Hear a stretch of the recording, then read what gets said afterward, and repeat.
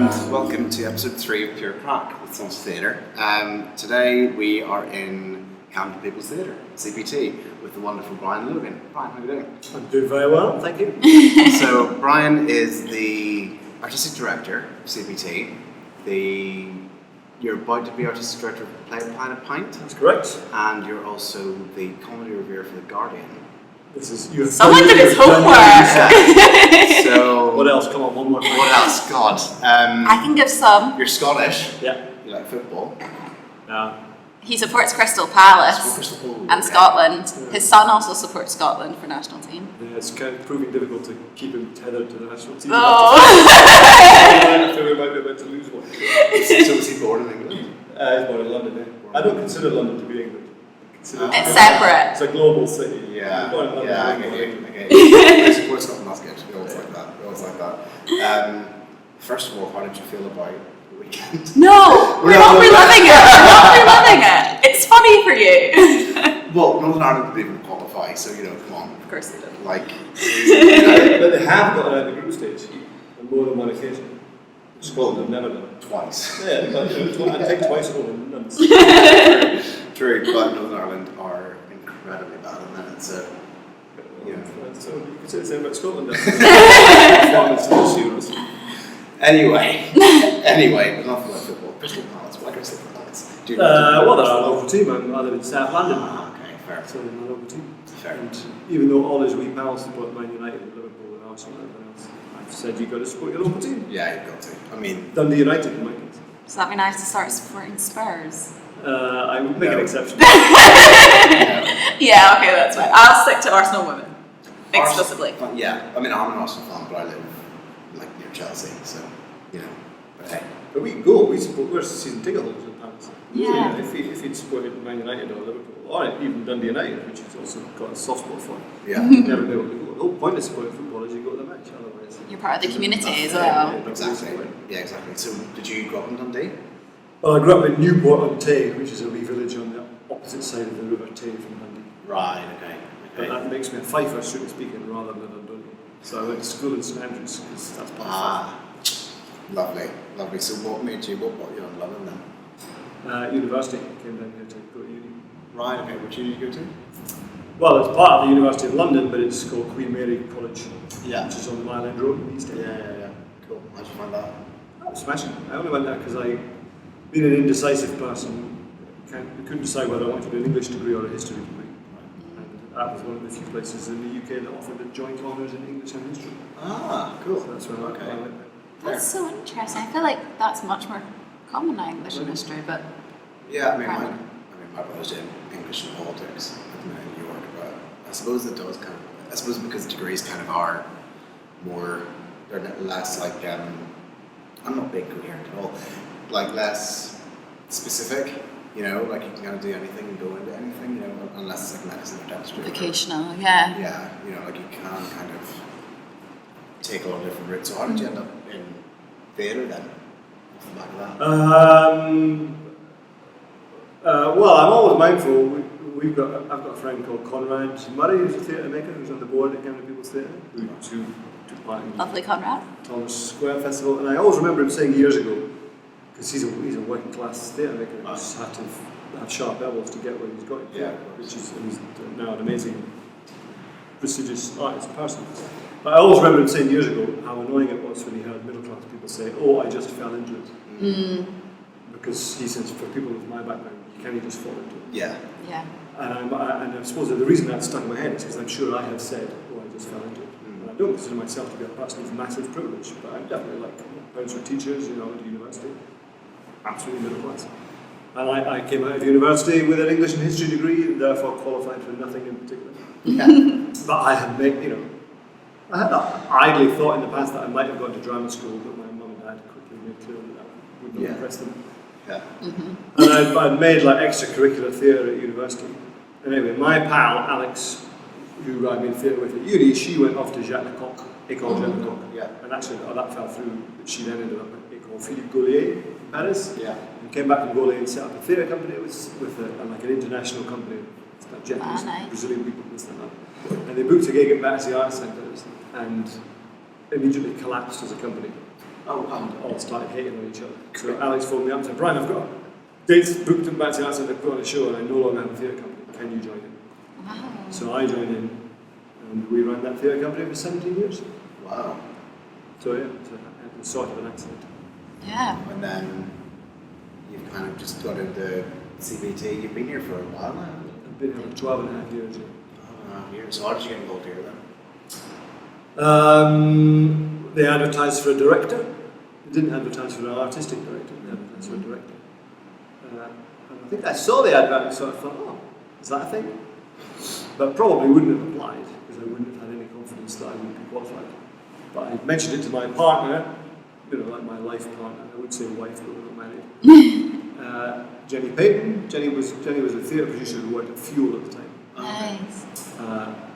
And Jenny said, why don't we apply? So why don't we put a joint application? So she would be bringing like strategy and organisational thinking, and I would be bringing like, I'm an artist.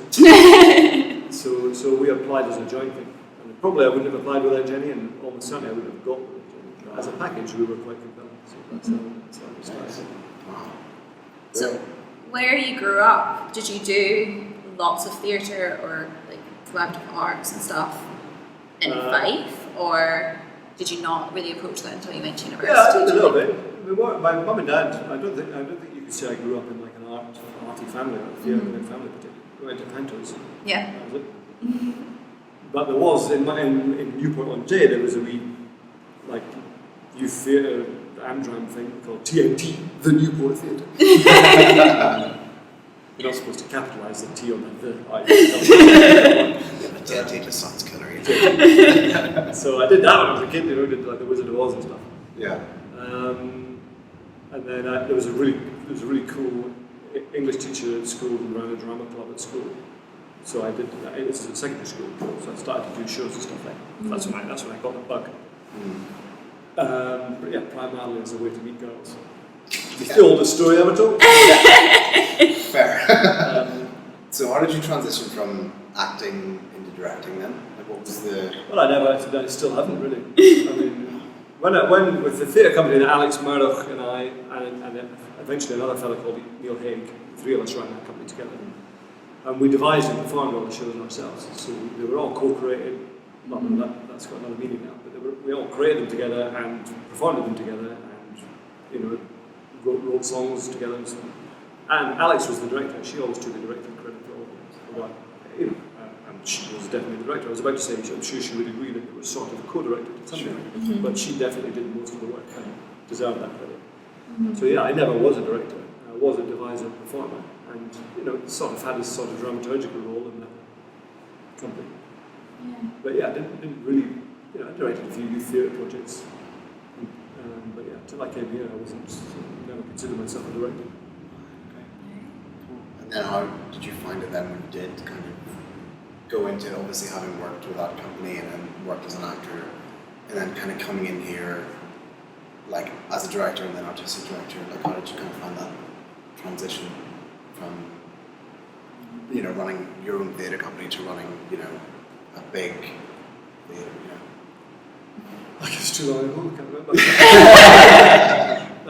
It's been the day-to-day for so long. It wasn't that, I don't remember being that intimidated by it. But then, CBT was a slightly different organisation. Right? Yeah, of course, yeah. It was a smaller organisation and there wasn't as much on. So, but, yeah, I mean, I don't think that whoever replaces me in CBT, I don't think it will be too intimidating for them either, because the organisation was, there's more staff, there's more support mechanisms in place. Yeah. But yeah, I mean, it was a bit weird when you arrived and you had to, what's it like? You just choose a show and suddenly get out, the first time you sign a contract, that means that's actually going to be a show on a stage. That's all because I have arranged that to be the case. It did feel a bit weird.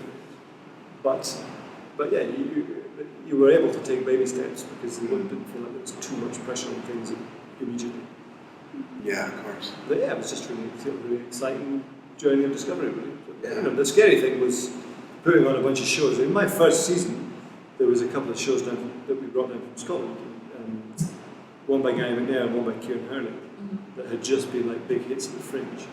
And they were produced by Angie Boyle, who's a great theatre producer who we knew from our own practice. And we persuaded Angie to bring them to CPT and thought, this is a real coup for our first season, these amazing artists. And they brought the shows here and nobody came. And we were like, oh, I see. Yeah. CPT has no audience. Yeah. There isn't an audience at CPT, unless you work like a slave to get an audience for every show. You know, and obviously they're coming out from Scotland, so they don't have a developed London audience in their own. But yeah, I felt the big cringe that these great artists had come down from Scotland persuaded by Jenny and I, only to discover that we really hadn't found an audience. So that was an alarming wake-up call about what work needed to be done to develop an audience for this theatre. Yeah. So that was a scary aspect of it. You know, in terms of just the responsibility of running a theatre, it was more fun than anything else. Yeah, I suppose.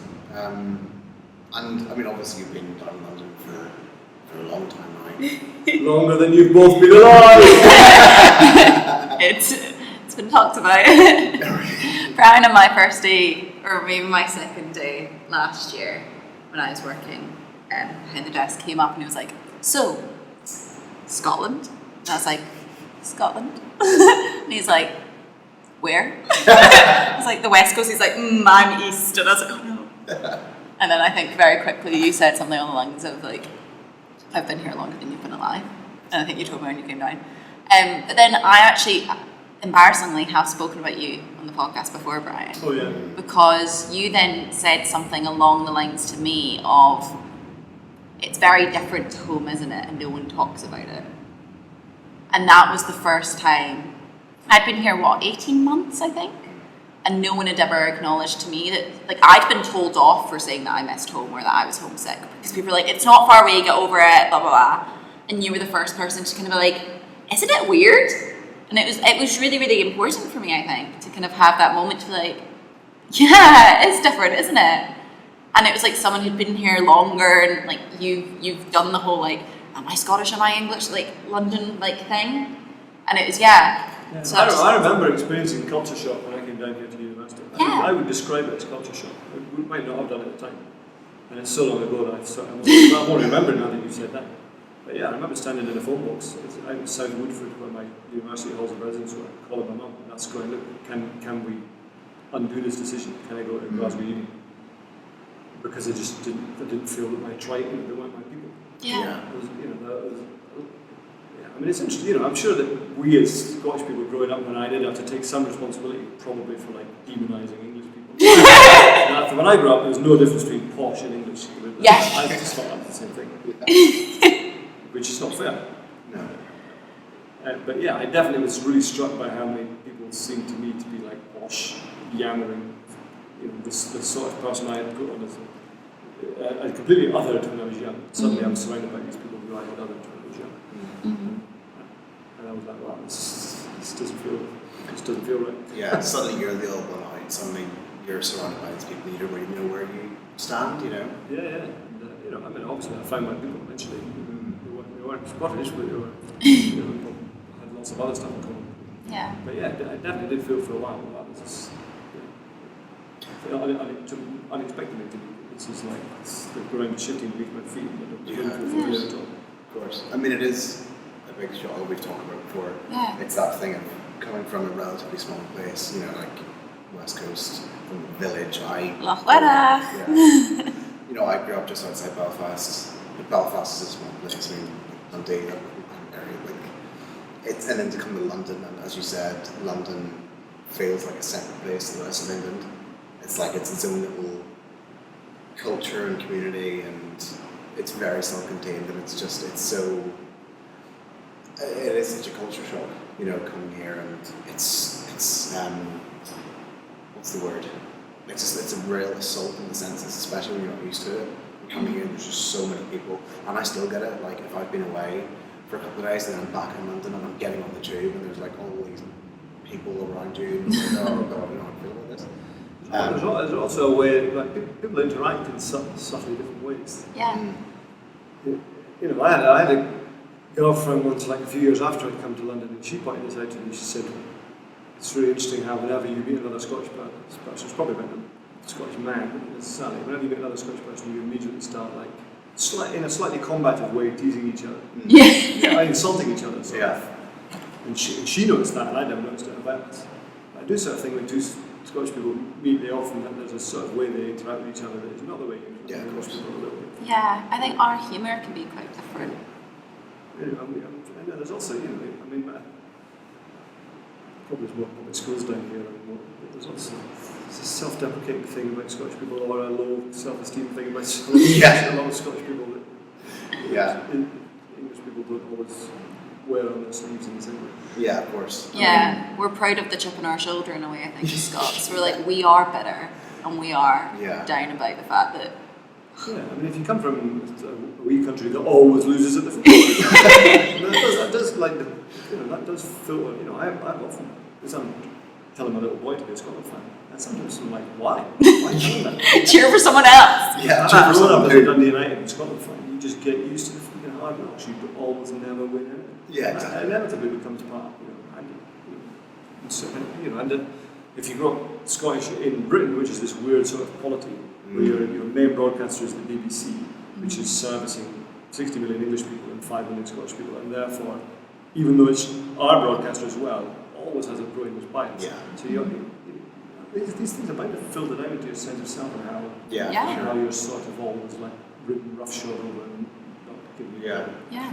I mean, it's something I can sympathise with that because I feel like that, though, especially in Northern Ireland, is kind of a similar kind of idea. It's that thing of, there is that bitterness and chip on your shoulder and kind of like, we never do well at anything. So it's like when you do have, it's almost like a drive to kind of get above that, but then when you get here and people aren't afraid to say like, oh, I'm good at this. Like, whoa, what? Like, shh, don't tell anyone. Don't tell anyone that you're actually good at something, It's a weird, it's geographically, as you said, like it's not that far, but culturally, so different from Scotland, from Northern Ireland, from Ireland, do you ever miss being in Scotland? Do I ever miss it? Yeah. I have, definitely over the years. Usually when I go home for I always go to Edinburgh Fringe and I'm always home at Christmas. And usually when I get on the train back south, I find that quite a wholesome experience. I always enjoy being there, and every time I come back south. I mean, I should emphasise, I love my life in London. Yeah. I feel very happy to have spent 30 years here. And if I were to stay in London for the rest of my life, until I got this job in Glasgow, obviously, had it panned out, I was to spend the rest of my life here, that would be fine. But yeah, I definitely have had a lot of pangs, and I do feel that my Scottishness has always been very meaningful to me and a big part of my identity. But whether those are the pangs because there's something particularly special about Scotland, or just because everybody wants to be close to their family, or at least I do. So. Yeah, I think that at the end of the day, it's still home. It's still where you grew up. Like you're always going to have that kind of feeling of wanting to be home, and even though you've spent so long here, I think no matter how long you spend here, it's always to be like, oh, but I grew up there. It's the same. Yeah. Some people are pretty sort of ambivalent about their home and indeed their families. I'd say I miss Scotland. I miss the culture of Scotland rather than, specifically my family. It's that I miss the community in which I grew up in, which I guess is the same sort of missing of home. Yeah. But I also romanticise it, and I often have thought my feelings about Scotland would be the same if I had stayed in Scotland. Well, exactly. That's the thing. Because Exactly. You leave home and all you ever talk about is Scotland or Ireland, and it becomes such a big facet of your personality, and when you go back there you're like, I can see why I left. It's like I've got a WhatsApp group with all my Scottish pals, most of whom are still, not all, but most of whom are still based in Scotland. And I'm the guy, with the Euros, I'm the guy texting abusive things about the England team. And nobody responds. I'm like, why am I the guy who hates England? I'm the guy who lives here. Why do I hate English football more than all my pals who still in Scotland? You're abrupted with it more. That's not a word, but you know what I mean. It's in my Facebook. Yeah, you walk out the house and we're all like, oh, and you're like, shh, just for a minute. I know. I think that's where, especially, it's that whole thing of anyone but England. Yeah. Which I don't really like, but I feel I'll believe it until I die. I'll believe it, yeah. But I'll also defend it as it's a sporting rivalry. Yes. It's not sporting rivalries work. It's nothing against England as a whole. It's it's hilarious. A rivalry, exactly. Like I watched was the England match last night when they played Slovenia, Slovakia, some team, and they were terrible.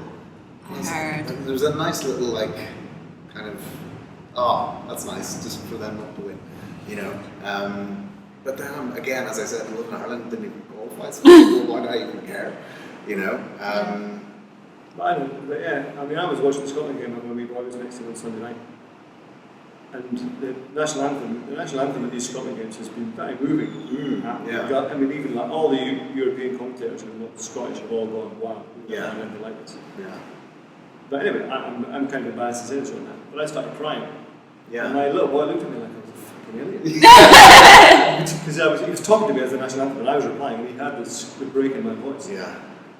And I feel like an idiot. Why am I crying? Yeah. It's a bunch of drunk people singing the national anthem. It's so meaningful to me that we're at that tournament and that we're representing ourselves so well. How much I wish I was there, and how I regret not having travelled to go be there. Yeah. And I just found it so moving, which is stupid and embarrassing. But we've heard good feedback. Loads of people said how lovely the Scottish fans were, and I think it's nice as a country to be like, see, we're good guys. We just drink a bit too much. But I think, even forgetting the results, that Scotland have got, it's even when they qualified, it was this palpable sense of pride in just the team, because Scotland, they're not a guaranteed qualify for every. It's like, it's that pride of being there, and you saw it with Northern Ireland in the Euros in 2016. It's like these people are just really happy to be here. It's the same with Scotland. The Scotland fans were great watching them matches. As you said, the anthems and stuff, you could really just sense that these people are so proud of where their team is, even if they're not playing that well. Was it 5% of our population win? Yeah. Flew out? Which is proud of it. Really not surprising. You watch the fans on TV and it relates to theatre in the sense that we're often in theatre we're talking about bringing marginalised voices on stage, or the importance to be seen and represented. Yeah, of course. The significance of that. And obviously, I know that football is trivial, but there is, to be seen on that stage, especially if you're a small country who often feels overlooked or unfairly treated, is not an insignificant thing. No, of course. Theatre is more important, I would agree. But it's that thing, especially Scottish theatre, and the Scottish theatre is really building, especially with the Fringe and all that kind of stuff, and it's the biggest Fringe festival in the world. Yeah. And it's really, that representation is coming in, especially for Scotland, which is, not that big a country, but it's making such a big impact worldwide, I think it's difficult when it comes to the Fringe, though, because it famously is terrible representation of Scottish artists. True. True. They're doing lots of things to try and combat that, but I wouldn't want to equate the Fringe to everything that Scottish theatre is, because the Fringe is very exclusive. But it's just an example. But even everything that's happening in Scottish theatre that is in the Fringe, like all the theatres in Glasgow, which are brilliant, like even like Pint and Trons, it's all those kind of places that are doing so many really interesting things and really building up a name for themselves, and even people who talk to you down here, or when I was in Cardiff, and when I was like, I'm going to Glasgow, I'm living in Glasgow for a year, which I talked about all the time. But they're like, there's a really cool theatre up there, like check it out, all this kind of stuff. And there is so much happening, and I think even with us, we're seeing so many Scottish people coming down, and really, it is about that representation. That's why, when you and Carrie founded this company, it was to kind of have that base and have that representation in London for people, because there's so many people here that, and it's hard to get that representation here, because people do look at Scotland and say, well, it's only up the road, so why do we need that representation? Well, the Scots historically and culturally have not tended to sort of ghettoise in the way that the Irish have. Whenever the Irish have migrated, there's an Irish community, there's Irish pubs. The Scots have tended to disperse. Yeah, absolutely. The Scots are hugely influential, like if you look at the history of the British Empire, whether we should be proud or ashamed of that is debatable. But frequently worked our way at the top, but not drawn attention to ourselves as Scots, which would be part of the British. Because the Irish, there's no one way is better than the other, but the Irish have tended to form communities and have tended to have better PR for themselves. Absolutely. You can see that. Diasporas. Now there's even with us, there's so many people that you see, and there's just like Irish centres, and I mean, there's about 3 of them in London, and there's so many Irish pubs and all this kind of stuff, because that's kind of what we're known for, but it's like that real, this is like an Irish area, or this is, you know, whatever. Whereas you don't really have that with Scotland so much. No, we hide. Yeah. I don't know, to the degree that if you want to watch the Scottish football in a pub, I'm googling going Scottish pubs in London. Yeah. You Yeah. can make a song and dance about it. There are 1 or 2, but they don't. Whereas Irish pubs, you can get a list of about 250 straight away. Exactly, and even, I mean, it was during the Six Nations, and I went to, not even an Irish pub, just a general pub, to watch the Ireland-England game. So not talking white, but it was like half Irish, half English, in like a normal London pub, which I don't think you would get that in Scotland unless it was a really big occasion and people kind of organise, okay, we're all going to go to this place, you know. You don't really get that as much. Back to theatre. Yes. And off the topic of football. Timing, we should be having this conversation during. I fully started, so I was like the football. So you mentioned about, where am I going with this question?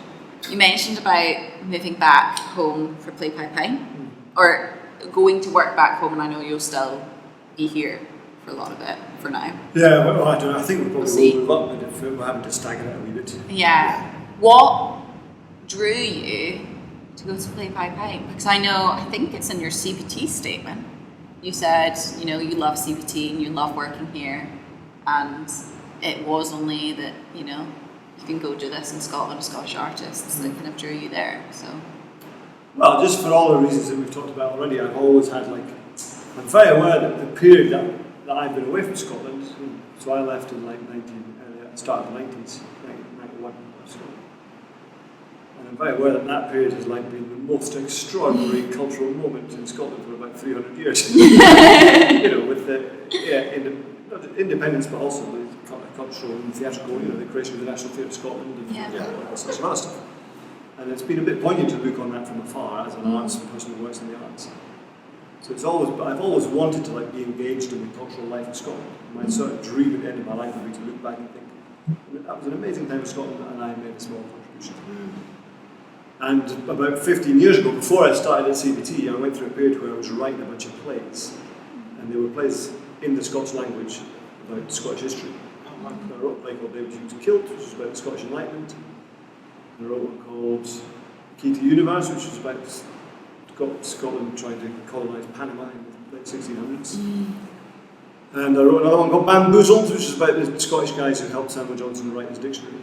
And I wrote all these plays, and they were all in Scots, you know, not to emphasise for idiots who don't know the difference, not Gaelic Scots. Yeah. And you know, and I was living in London, was touting these plays around Scottish theatres.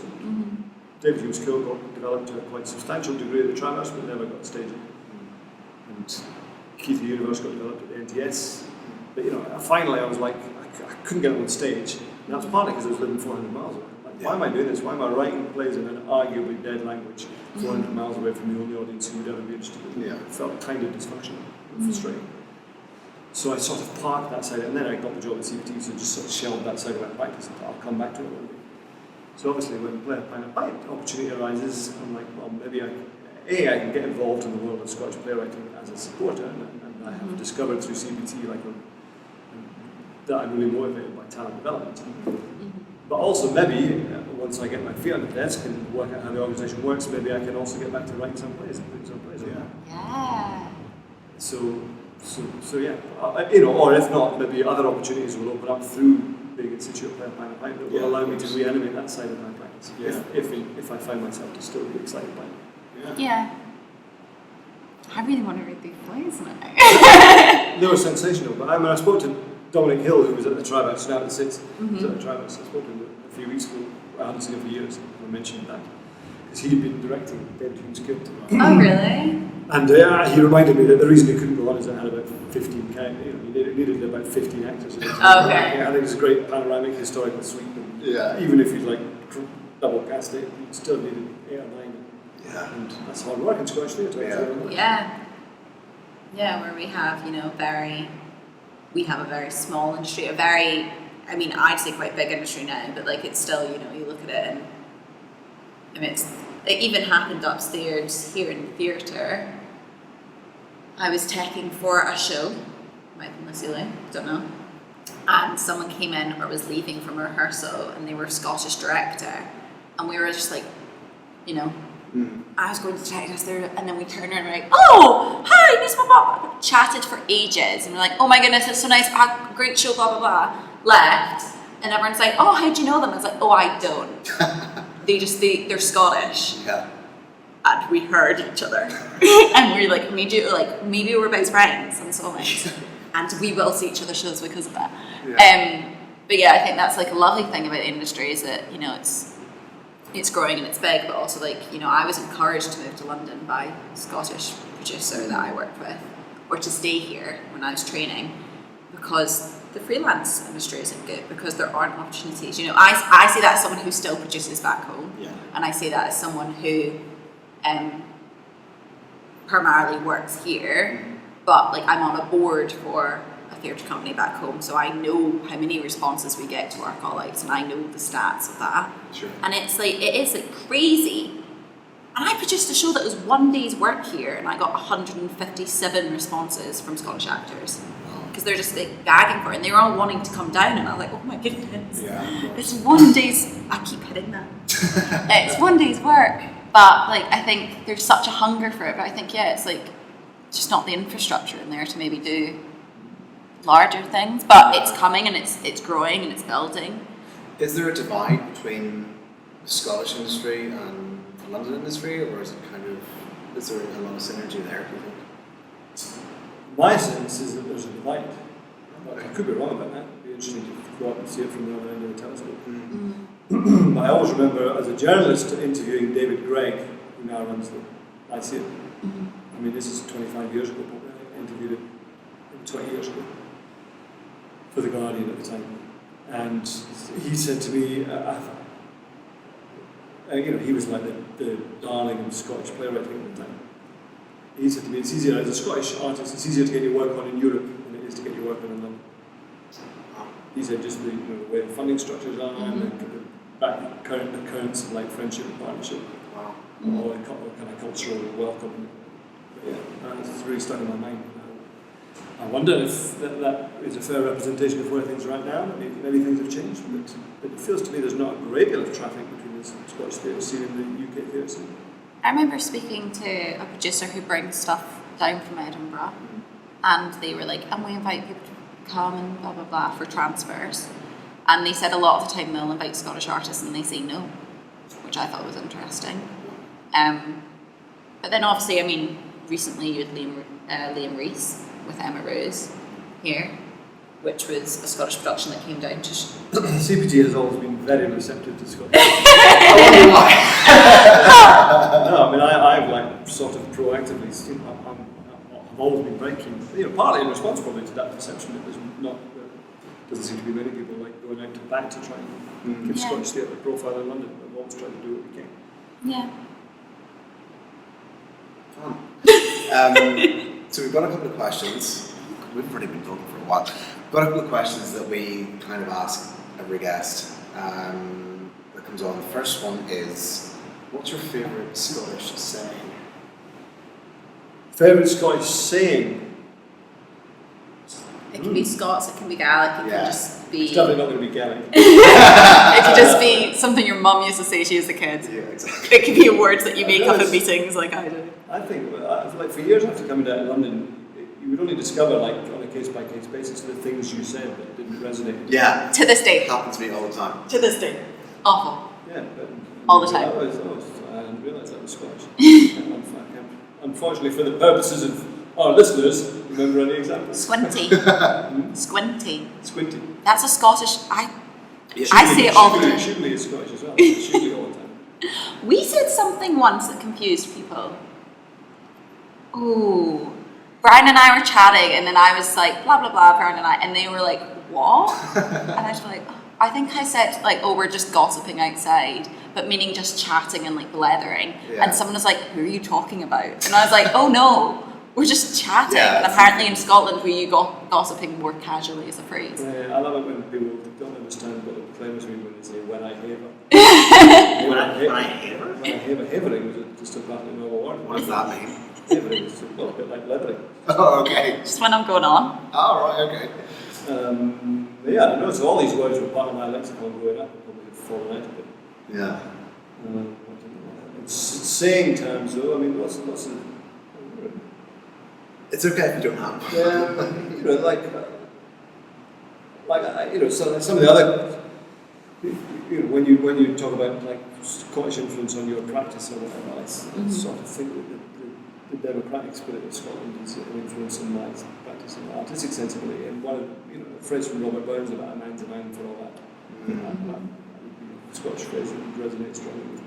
Oh, nice. And I think it speaks to something about Scottish cultural psyche.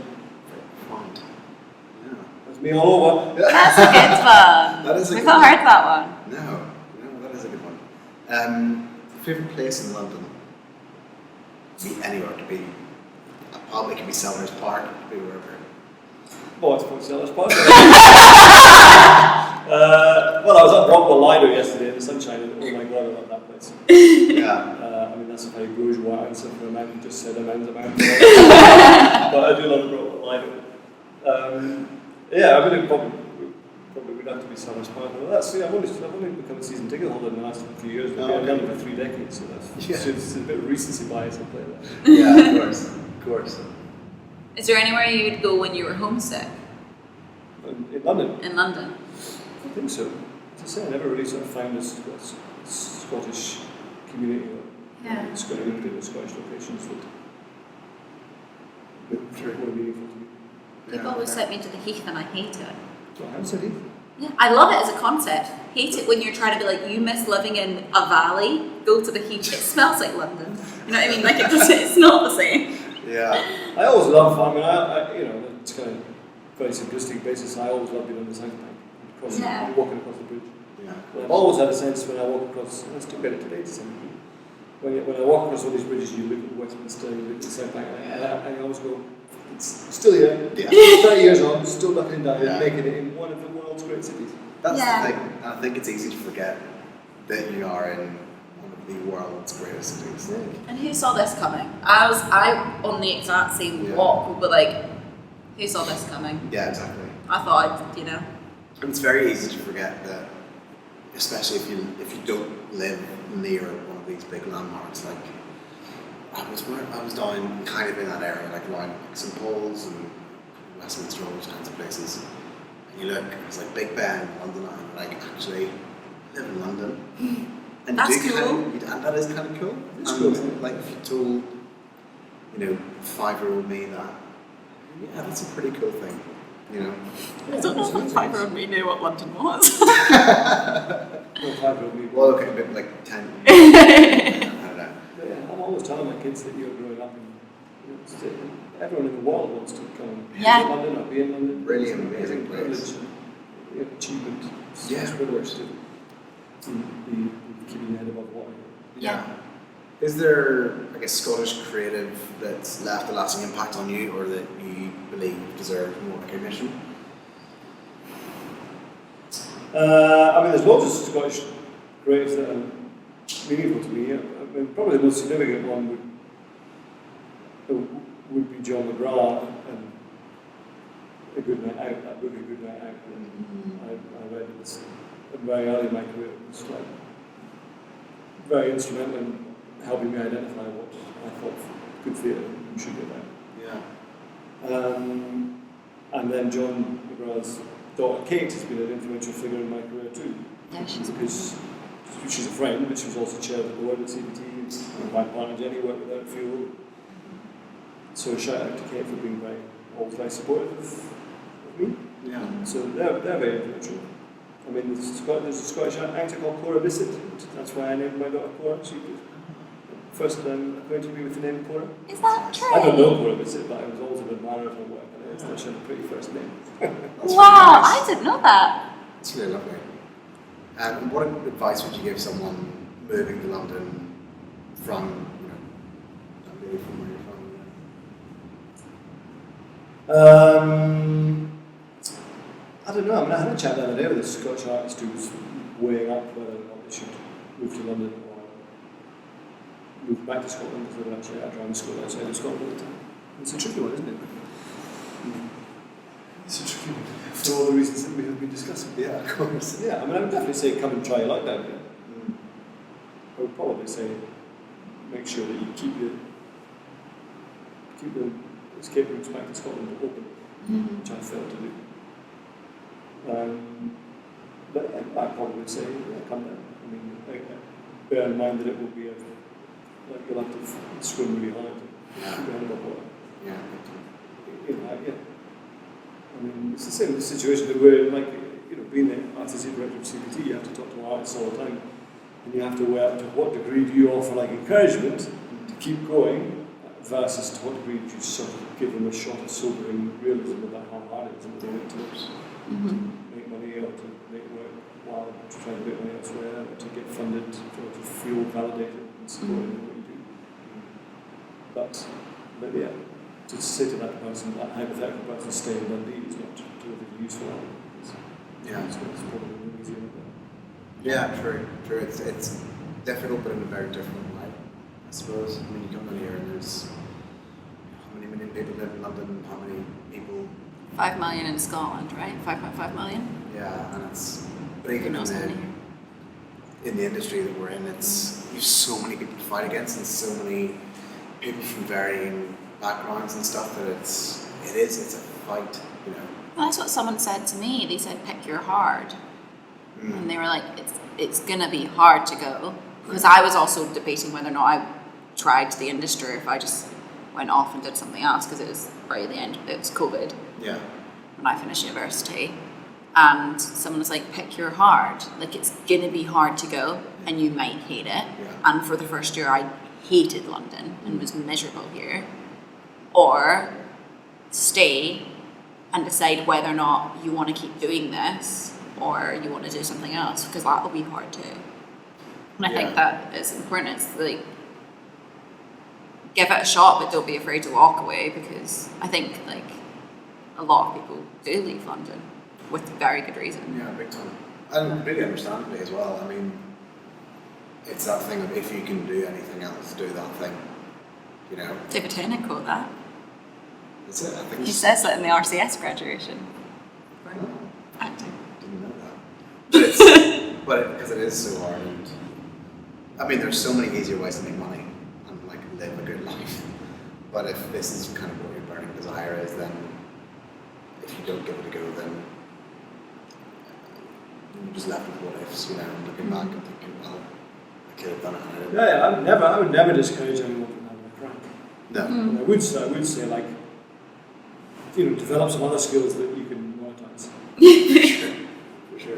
I was lucky to have the journalism thing has always subsidised my theatre practice, and I would have probably sacked off theatre years ago if I hadn't been able to make a decent living on the side. Yeah. So I do think that having, and they may be among your suite of theatre skills, that you might have some skills that are monetizable elsewhere. Yeah, of course. But yeah, you have to. Your generation of artists has to be a great deal more resourceful than mine ever was. You do definitely have to be resourceful and a bit of a hustler if you want to make it. Yeah, I think so. And I think it's that thing of you can't just have one thing. You can't just be one thing anymore. You have to have. Well, maybe you are. I am the only producer. Yeah, maybe you're doing alright. But it's you do have to be. I trained as an actor, but I'm helping run a theatre company, and writing a play and all this kind of stuff, which is not something I ever saw myself doing, but you kind of have to do these things. And as you said, journalism, it's another string to your bow, really.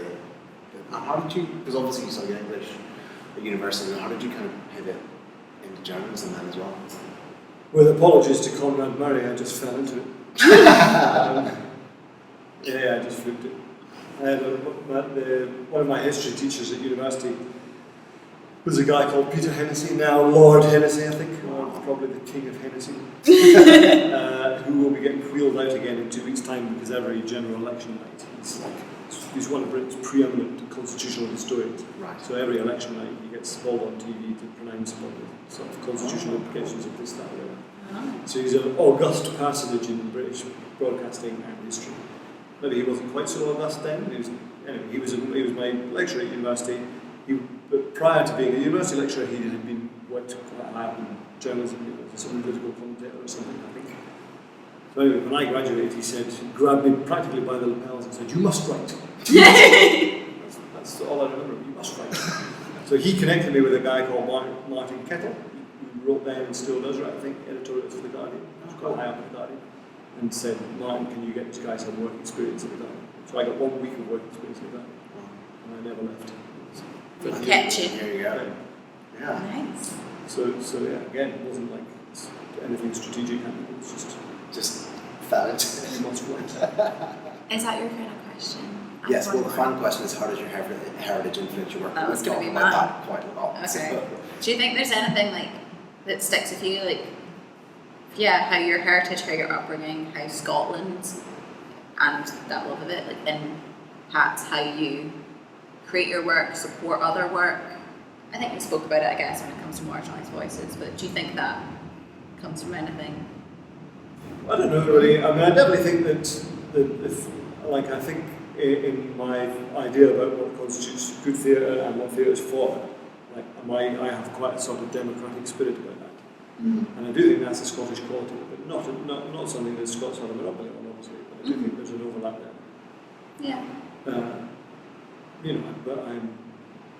I've got a sort of horror of, not a horror, but I'm wary of pretentiousness and I'm wary of elitism. And I know everybody has to pay lip service to that these days, and there's nothing special about me.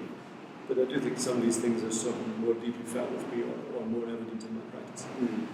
I'm a believer in like theatre, even as someone who runs an ostensibly experimental theatre. I believe in theatre as entertainment. Scotland, the tradition of Scottish theatre is in sort of music hall and vaudeville, and it's a bit more sort of rambunctious and robust than England's much more sort of literary tradition. So I think you could look at those and say those are Scottish qualities. Although again, maybe I could have run in Leeds and felt as the same. Maybe it's just you, inherently. Yeah, I don't know. You're born to the world of those beliefs. But yeah, definitely. I definitely look at lots of things in Scottish cultural and psychological life and think, yes, that ties with who I am. So maybe that's a national trait as well as a personal trait. Cool. Lovely. Great. Thank you so much for chatting with us. It feels like we've been talking for 20 minutes, but it's been an hour. Yes. But thank you so much for having a chat with us. We really, really appreciate it. Brian. Nay bother. Yeah. There's another one. Check out Camden People's Theatre, check out Pint, check out The Guardian. Little known newspaper. Pitching for you. Check out Sellers Park and Paradise Park. Yeah, Yeah. Crystal Palace, they need all the help they can get, really. So.